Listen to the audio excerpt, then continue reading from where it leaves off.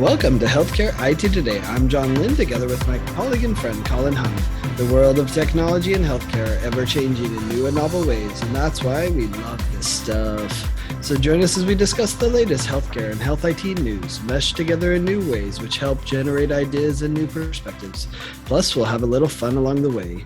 On today's episode, and backed by popular demand, we're doing another buying or selling discussion.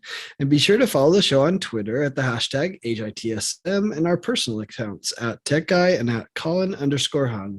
Plus, check out our 16 years of health IT blog content at healthcareittoday.com. So, are you buying or selling summer? I am totally buying summer because it is bloody hot up here. That's funny that you say that, because I am selling summer because I live in Vegas. So I'm ready to travel, get out of this, miserable hot. It's not been too bad, actually. Knock on wood. It started pretty nicely, but I know where it's headed. As a northerner, I am like, give me the heat. I will take it. And it's fine that we skipped right over spring and right into summer. I'm good with that. Yeah, we'll see where it goes. So yeah, another buying and selling episode. This will be fun. I love this kind of stuff where we get to talk about a variety of different topics, and hopefully you and I are not on the same page out of every one. But yeah, we should go back to our old episodes and give us a point system or something. How did we do? Did we buy right or not? So have a running total. I'm probably betting less than 1,000 for sure, less than 500. Well, is this baseball or hockey? Because or I actually don't know what the equivalent. I guess it's shot percentage, save percentage. Yeah. I guess hockey and baseball are pretty close. It's basketball, which is you got to be up in the 50, 60. Well, let's start with the first one. So here's the first statement, John. Are you buying or selling that health IT will be affected less by a recession versus other industries? So I think from the major perspective, people still need healthcare. And so in many ways, healthcare won't be affected as much. And so, I think that, I'm buying that it's less than other industries, but just because it's less doesn't mean it's not going to hurt, and doesn't mean that a lot of people aren't going to pull back and stop spending money and start questioning every dollar. And, and sometimes CEOs will use that as a way to increase margins, even though they don't need to cut it back. Right. And so, that's where I think sometimes that's what happens in healthcare, because people are still getting procedures, like recessions don't cause healthcare to stop functioning, right? There's not like all these extra beds in hospitals generally when, a recession happens. You don't see that. Some of the elective procedures, sure, you'll get some impact, but that's pretty few and far between. We don't go to healthcare unless we need it. And so I guess in that regard, it's not. Now, if you do health IT specifically, that's a little harder. I think it's, healthcare is still going to be there, but I can think many projects are going to be held back. And if there's a pretty prolonged recession, that's when I think health IT is going to really be impacted. That's interesting. I'm totally buying that healthcare is going to be less affected if there's a recession coming in the next 12 months. Two reasons for that. One, I think in general, healthcare has always weathered recessions a little bit better than other industries, sure. But I think for this one in particular, there's one outcome of COVID that I think will sustain healthcare and keep it actually pretty flat and won't go down at all. And that's because of the backlog of procedures. So I think there's so many people that need care where it's the sort of needed care. It's not like I want this care. This is absolutely needed, but that have held off. And I think there's enough demand that it's going to take a year or more to work through it. Now, maybe not in certain pockets, like maybe in more urban areas like Chicago and Boston, they have plenty of capacity. So maybe they will work through their backlog faster. But I think that the backlog and the pent up demand that people maybe who went without care for 2 years, I think that's just it's going to continue. Like it's going to feed the healthcare machine for the next a little while. And so I think it'll ride out the recession really well, actually, because I think we've already felt the effects of a decline in salaried employees, a decline in physicians. I think we're seeing that now already because of COVID and because of all the postponements and everything. So I think healthcare is actually going to ride it out pretty well. I mean, that's the fascinating part. all these people are leaving because they're burnt out. And if there's a recession, are all these organizations going to say, oh, we're good. We Right. needed to cut those people anyways, and now we don't have to cut them. I mean, that's kind of interesting. The thing Yeah. I think won't happen is I don't see a stimulus package coming for healthcare. Like I don't, what could they do? A telehealth remote patient monitoring stimulus package or something, right? Or maybe a HIPAA security one, or like so. Ironically, in the last recession, we got the RS stimulus package with High Tech Act and $36 billion for EHR, and so the recession was like the golden age of health IT, which was really ironic because everyone else is struggling. We're just, going gangbusters. And I don't think that's going to come if there's another recession. Yeah, again, I agree with you. I don't think there's any, like, I don't think they're going to spur a telehealth initiative or a cybersecurity one. In terms of big dollars, I think there will be some cybersecurity money made available generally, but it won't be just specific to Some healthcare. rural internet, Yeah. package or something with the FTC. The one though would be the backlog. Like I know, I'll just use Canada for an example. So the Canadian government is looking at this because there is such an acute problem here where the wait lists have gotten so long for some procedures, right? And as we start to hear stories of higher prevalences of cancer and those kinds of things, I think that maybe we'll see some movement towards, hey, maybe we should help fix this, right? Like we need to hire and give you some money to organizations to get rid of this backlog. So I think there's a small chance of that, but you're right, it won't move the needle like the needle moved in with the Affordable Care Act. Yeah. So do you think that what would be a stimulus package that would be effective? So the one comes to my mind is interoperability. Like, what if they actually paid people to share data or to adopt a certain technology that was able to share data with a central repository or whatever, right? That proved you really could share data. I don't know. That would be interesting, right? I mean, that's what I wish they would have done with meaningful use money and didn't. So, do I trust them to execute it effectively? No, but if they did, it would be really interesting. Yeah, for me, the stimulus would be actually around cybersecurity, right? Like we know healthcare is a soft target. We know they maybe not have spent or upgraded their systems or had the ability to hire certain people to protect their infrastructure as well as they could have. And when ransomware attacks hit hospitals, that is lives on the line. And so I think if you get enough of those stories, I think politicians will act, right? To say, hey, we need to help these people. We need to give them the money to harden these targets, right? That would be interesting because that's not just, as we know, it's not just cybersecurity software, right? That's hiring people, that's getting infrastructure in place, that's maybe moving things to the cloud. So it has the potential of being a pretty interesting stimulus package if they threw enough dollars at it. Yeah, I mean, it probably only takes 5 or 10 billion, and if they do another trillion, what's 5 or 10 here? There you go. There you go. All right. So the next one, John, that we get to, prior authorization is getting better. Are you buying that? Or are you selling that? I mean, it's such a hard question because it's like, is it getting better? Well, I would ask, can it get worse? Like, so like it has to get better. So I guess I'm tentatively buying it. But if this was a stock that I'm choosing to buy, or if I'm choosing to short it, I'm not buying it because I'm not going to get any return on it because it's going to get better, but it's not going to get good, right? And so like to me, prior authorization, they've done some interesting things and there's some people working on this problem, but it's one of the most sophisticated, complex problems you can, and you can't just throw technology at it. And so, you throw it at it and it solves 40% of it. And you're like, well, did that really solve the problem? No, it didn't, right? So, I guess it will get, somewhat better and we'll see some pockets, but I think there's some forces that say we don't want it to get better, and some people who don't want to invest for it to get better because they're benefiting from the dysfunction of the prior auth system. And for some, there's some good reason why that prior auth there is because of abuse and other things. So, will it get better? A little, but not, if we adjust for inflation, no, it's not. So I'm selling that. I am totally 100% selling this one. I do not think it's going to get better. And in fact, I think the mandate's going to get removed fairly soon. And the reason why I say that is because you're basically penalizing 80% of the population to solve 20% of the problem. yes, it's true that there is fraud, and this is a great way to do that. I think some people were hoping that this might also spur price transparency, right? Because the two are kind of tied together.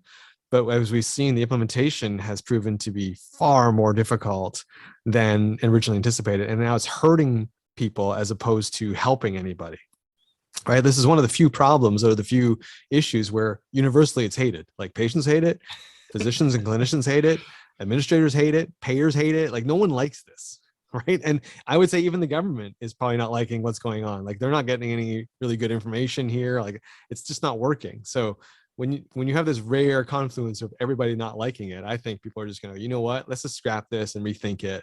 And let's come back with something that really will solve the problem of fraud that we're after, because right now it's turned into this quagmire. Yeah.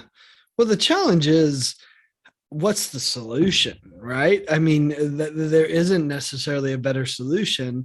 One, because people are dishonest.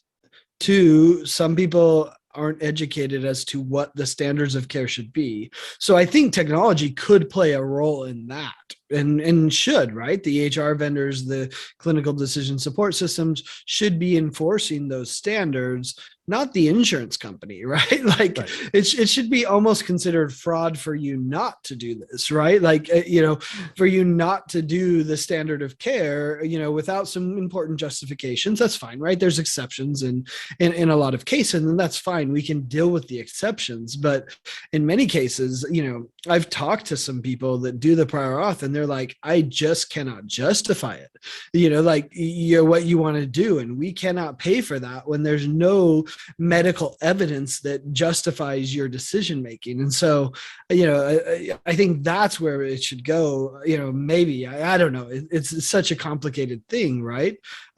Because the insurance companies don't want to pay for stuff that shouldn't be done, or that could even be detrimental to the patient. But, of course, for every one of those, there's 80% of them where the doctor's doing the right thing and they're wasting their time, to your point, that, Right. and it's making it worse for them. And you're punishing them that they're trying to do the right thing and they can't. And that's more damaging than some of the fraud or abuse, or it's in many cases, it's not even fraud. It's just lack of understanding of how things have changed, or what, they've never dealt with that patient before. And so they don't know the details. So I think that's the problem.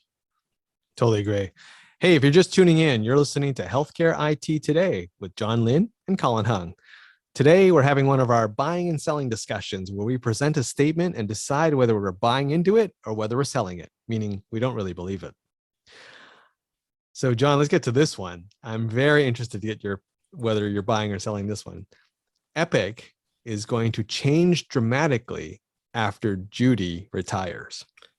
Is Judy going to retire? I don't think we're predicting that. I'm just saying, are you buying or selling that it's going to change when the day comes that Judy decides to retire? I mean, so far none of us have beat death, so you'll retire sooner or later, right? That's the reality.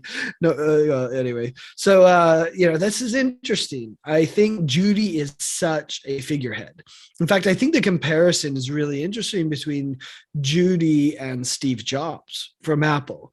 Now they approach it very differently, so I'm not comparing them in that regard, but the influence that Steve had over Apple, I think, is similar to the influence that Judy has over Epic. I mean, she is all in on her baby. Even at her age, she's still working hard and doesn't vacation, I hear, very much. And because she just loves what she does. I mean, that's what she wants to do. And so she's so committed to it. So the question is, okay, is it going to change dramatically when she leaves?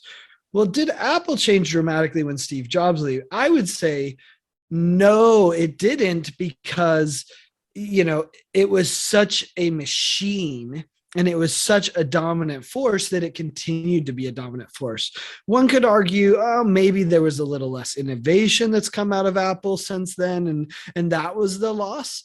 But I don't think that's going to be true with Judy. Like, I actually think we may see more innovation come out of Epic when Judy, hands over the reins to someone else, because it may free some people to have, some of their ideas implemented rather than the gravitational pull and force that is Judy, right? That, tries to control and tries to, force through certain ideals and principles. So I guess I would say that I'm selling that it's going to change dramatically, because I think that's such a force of nature that it's still going to be a force of nature. No, it's not like Judy's going to be gone and like people are going to be like, oh, okay, I better switch to Cerner. Like, like it's going to be business as usual. And the big change may be actually a positive change where there's more innovation and there's more opportunities for do things that maybe she wasn't interested in or whatever, right? And so that's how I look at it. I am not going to hedge this one at all. And I'm going to say, like you, I'm 100% selling this one. I really don't think much is going to change in the decade after Judy retires. One, I think just corporate momentum, right? Yeah. It's very unlikely that someone from the outside is going to come in and suddenly lead Epic in a new direction and go at right angles to whatever Judy has done. I think, her lieutenants, that senior leadership team, I mean, someone's going to emerge from there to be the leader, and they're going to adhere to the principles and the culture that she has put in place because it's been there for so long, and the people who have been for that journey, I think will want to continue Judy's legacy. So I think the decision making, I think the approach to, the approach to product development, the approach to marketing, all those things will remain for a long time as the leadership team stays together. I think a decade later, when people start to filter out and retire or go to other places and we get new people in, then maybe you'll start to see a slow change. But I don't see anything changing within a decade after Judy retires. I think she's built up such a following and gotten everybody on board into that line of thinking, which I'm not saying is wrong. I just think it's just the way it is there, that I think that momentum will just carry even though Judy's not at the top. I mean, she's been uber successful, but here's the other reality, right? Like, what has been the innovation schedule of Epic? It's been completely tied to the regulation requirements. So are regulation requirements going to change? No, I mean, they're going to keep marching forward. So I think it's, when you look at it from that perspective, moving the Epic ship in a way is going to be challenging no matter who the leader is, right? And so they have to, it's like, how do you turn an aircraft carrier around? You don't, right? Like, that's why pirates can come into those big ships and abuse them, right? Is because they're more agile. So Epic is a big ship and it's going a certain direction, guided largely by the reimbursement requirements, regulations, and that will still continue to be the case for decades after. Yeah, I think so. I mean, you look at you compared, to Apple with Steve Jobs. I think that's an apt comparison, at least in terms of the impact the leader had on the organization. I was thinking GE, right? For years, GE, through the two iconic leaders that they had, it's pretty much the same, right?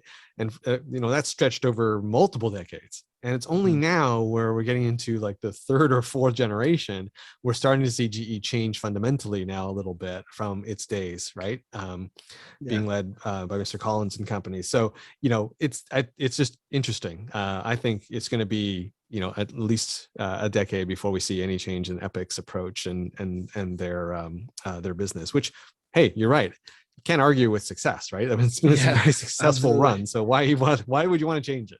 Well, I mean, there's a few reasons I would, but I think also Judy's doing every effort she knows possible by putting it in the trust or whatever it's called, right? They were, all of the shares and governing it, that it can't be sold and can't go public and all these different things, right? She's working every effort to preserve it. And I think she does it actually from a very heartful way, that she thinks that the work that Epic's doing is important, which it is, right? I mean, lives are truly online if it's not done right. And so she sees that as an important calling for her to keep it on its path and to achieve the successes that it has and to, do that. So, the interesting question is that the right path for that goal as well, right? Or is is there opportunity for Epic to do even more than they are to improve the lives of clinicians and patients? Well, we'll have another decade to wait, John. We could check the score on this one in a This decade. one will be a long-term score check. All right, last one. Successful cyber attacks in healthcare will decline within 3 years. Buying or selling that? I'm selling that. Like, I mean, attacks just increase, right?